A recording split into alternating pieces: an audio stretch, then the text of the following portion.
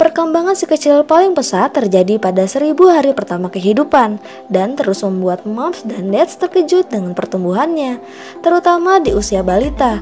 Moms dan dads juga perlu mengawasi perkembangan si kecil, salah satunya perkembangan motorik. Seperti apa wajarnya perkembangan motorik balita di usia 1 hingga 3 tahun? Stimulasi apa yang sebaiknya diberikan? Yuk simak wawancara anakita.id bersama pakar di video ini.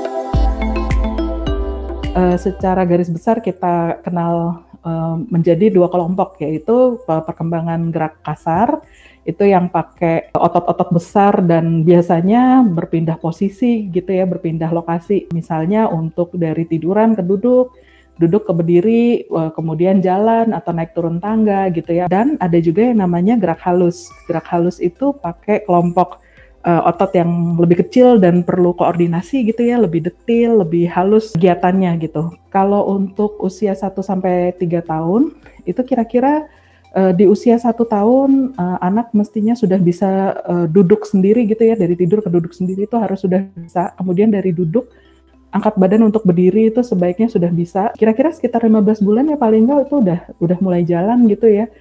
Dan berjalan itu memang dari dia pegangan, terus dia jalan gitu, terus mungkin waktu dilepas bisa 1-2 langkah, tapi setidaknya dia belajar untuk berdiri lagi, kemudian dia jalan lagi, kurang lebih seperti itu.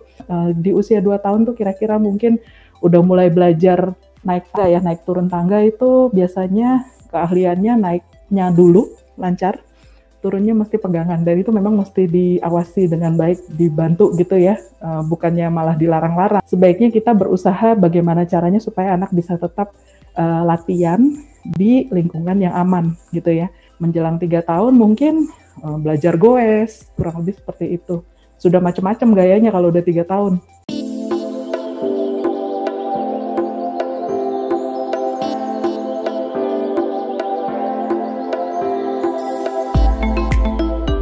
Stimulasi kemampuan gerak mungkin yang gampang adalah diajak main bersama ya, diajak main bersama, kemudian ditunjukkan cara mainnya, kemudian dipastikan lingkungan tempat bermain itu aman. Jadi kita tidak banyak melarang, kemudian kita tidak banyak menggendong, kemudian kita tidak banyak namanya restraining ya. Jadi training ya. Jadi maksudnya ditaruh di baby walker habis itu ditinggal gitu ya. Sebenarnya anak perlu cukup kesempatan untuk bergerak supaya otot-ototnya itu juga belajar untuk melakukan kegiatan-kegiatan yang sifatnya melatih keterampilan dia bergerak, kurang lebih seperti itu.